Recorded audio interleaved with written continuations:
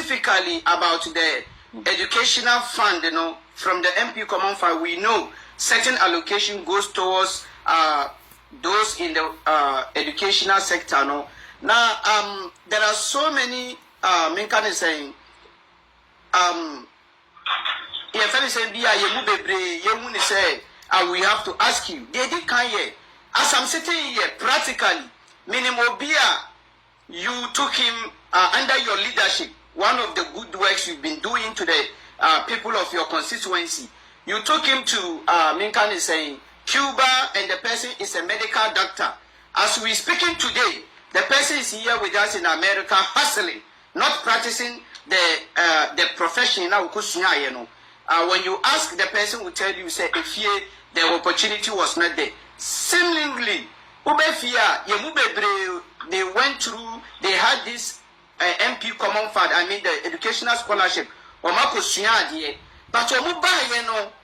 concern here is we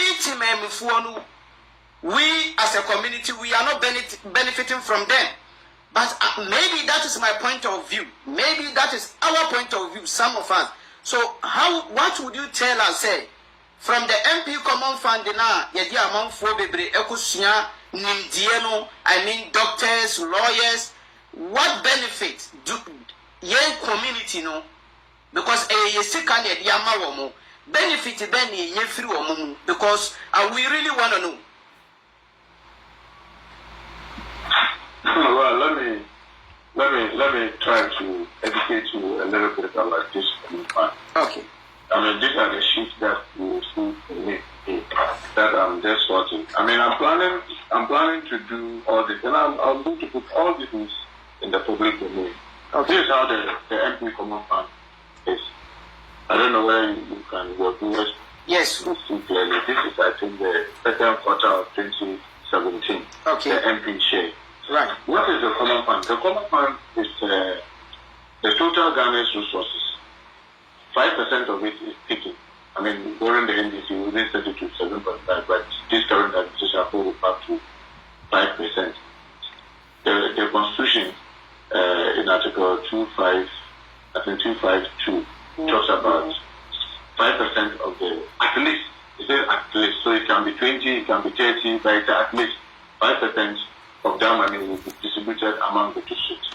So Parliament in, I think, 1997 or 1998, thereabout, agreed that, look, when we are disbursing or distributing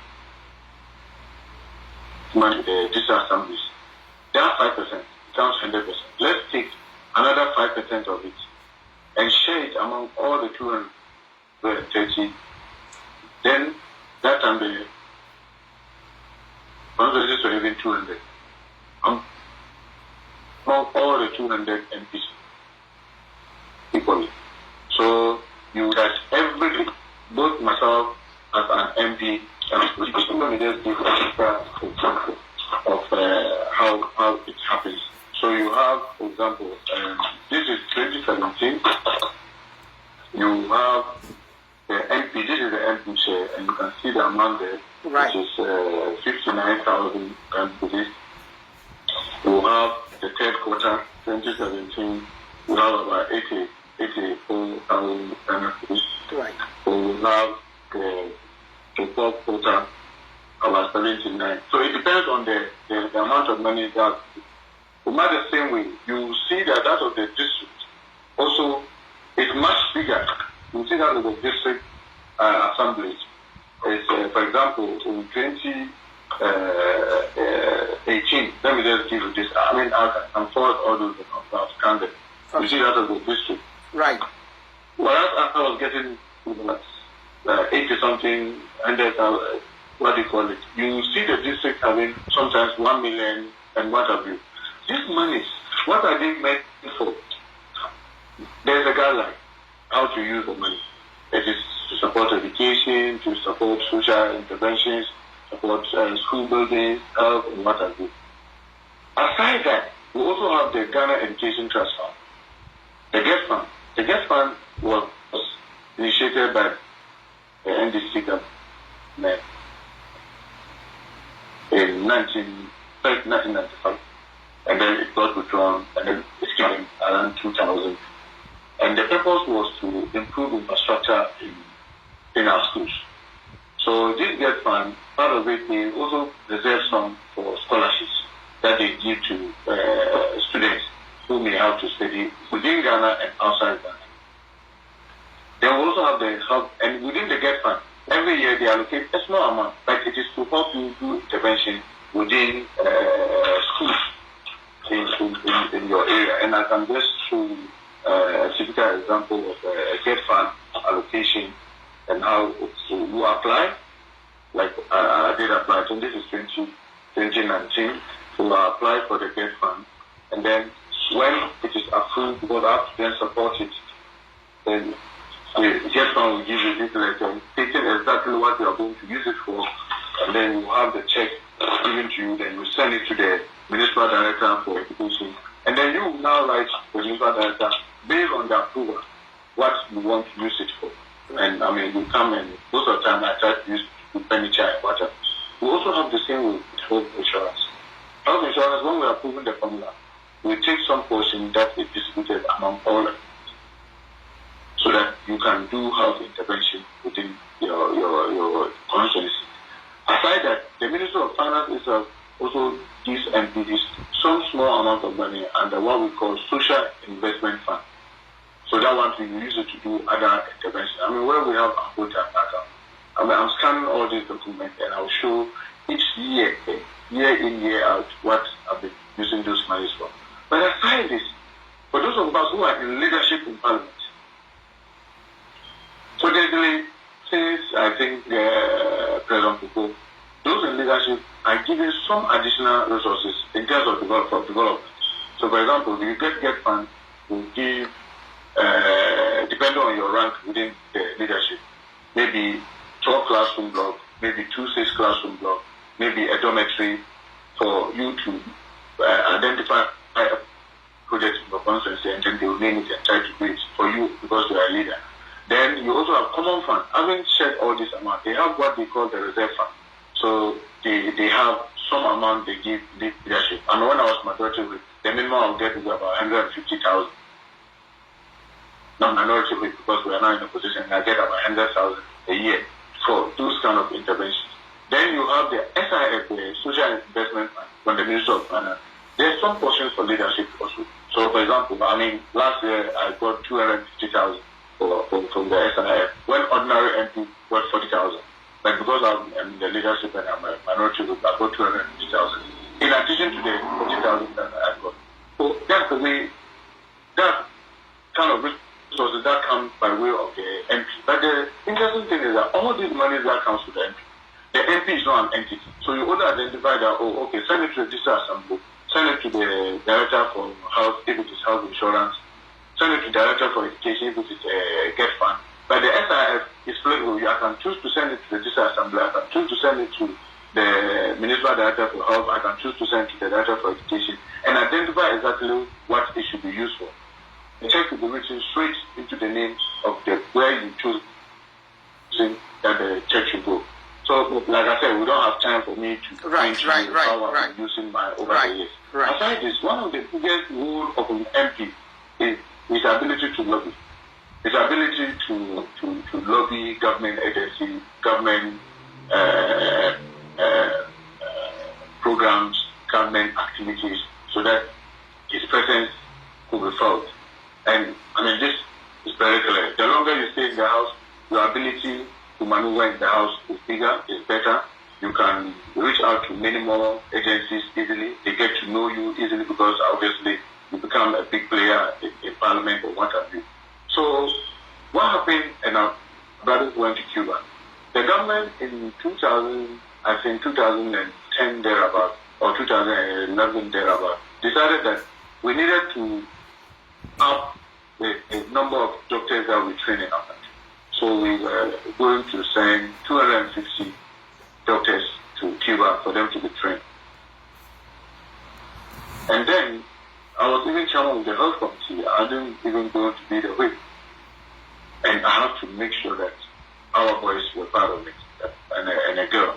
And a number of them, 10 of them, out of the 250 were coming from Asmasi. And thank God they are back. But in our country, we have a rule. Even if you were trained in America and you come back to Ghana, you have to go through a license exams by the Medical and Dental Council. So when our brothers came and they had to prepare to go for the license exams, some of them decided that they would write it early. And I remember very well, 5 of them wrote. Alhamdulillah, 2 of them are passed. And straight ahead, they've now been inducted as doctors in Ghana. The others told that they wait and write the July, with Ben right for July, and according Corona came. I know 2 of our compatriots from Aswansi, Manaf and Fake, because they got the opportunity to be in the US, said that, oh, I think Tofik in particular came to me to seek my advice. He wanted to go to the US, I mean, just be managing himself whilst he's preparing for the exams. In fact, I emphatically told him that I would not advise that. Because, you see, I mean, well, our people say, any experience. I mean, something that you've seen before is what is cumulated into experience. And I feel, look, learning and looking for money does not go easily. Sometimes you need to be mature to be able to balance it. So my advice would be that, look, get this thing over. When you pass your exams and you've been inducted as a doctor, as for US, you get to go many times. Right. Unfortunately, they promised me that he was going when they come in January or March to prepare for the July exams. Then Corona set in, and then they got looked up in the US. I still pray. The 2 of them will come back and get in their colleagues and prepare. And I'm told that the next back, I think they're going to become doctors, like we will serve our community. And that's the very reason why they were saying, I was scholarship, we're giving so many people scholarship. I mean, I know Dr. Abdussamad is a Kopanochi. No, now it's in, I think, the Castle of Finsel Hospital.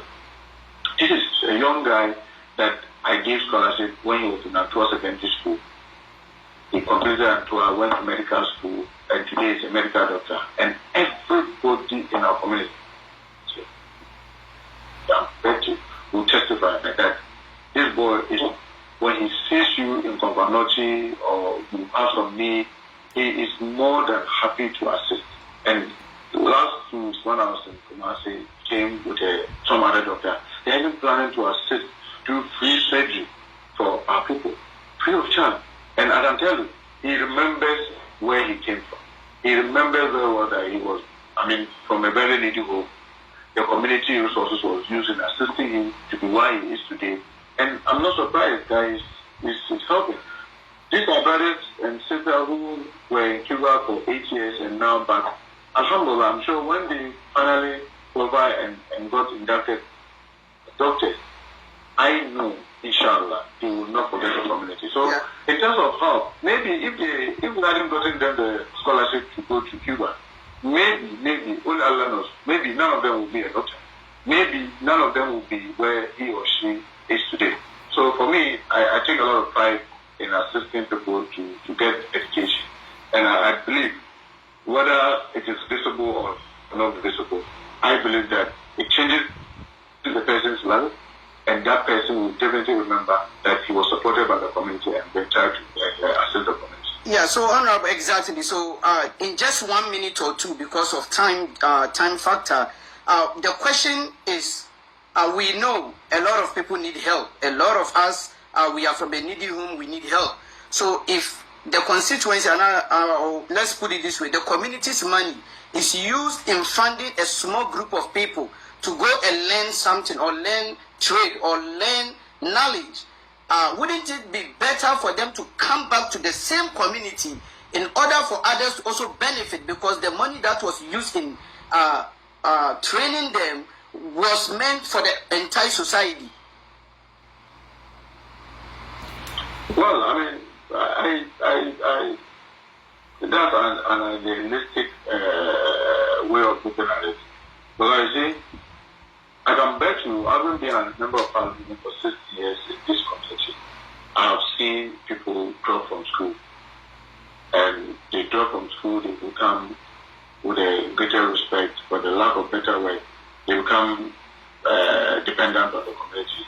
Not all of them, but some are able to go and learn some trade, and therefore they are able to manage their lives. Some, by just dropping from school, their life becomes dependent on the community. So by supporting people to get education, by supporting people to learn some trade, by supporting people to be able to stand on their own, in my view, helps to reduce the burden on the community itself. Even if they choose not to come back to contribute to the community, my view is that they themselves, lifting them out of the difficulties and poverty, is reducing the poverty situation in the community. If they are able to come back to serve the community, that becomes a double win. That becomes a double win. But remember, it's not everybody who remembers how he started life. It's not everybody who remembers how people help him or her to be where he or she is. But I can tell you, there are a lot of people who remember this, and they will always try to pay back to community and society what society has invested in them. Oh, so I don't agree that if you spend money on people and they better their life, they might come back to because I'm a doctor, and like I said, some of them are far away. But there are 7 communities across our country, and I believe that wherever they are, and once they serve, it's like they are serving back to the community. Okay.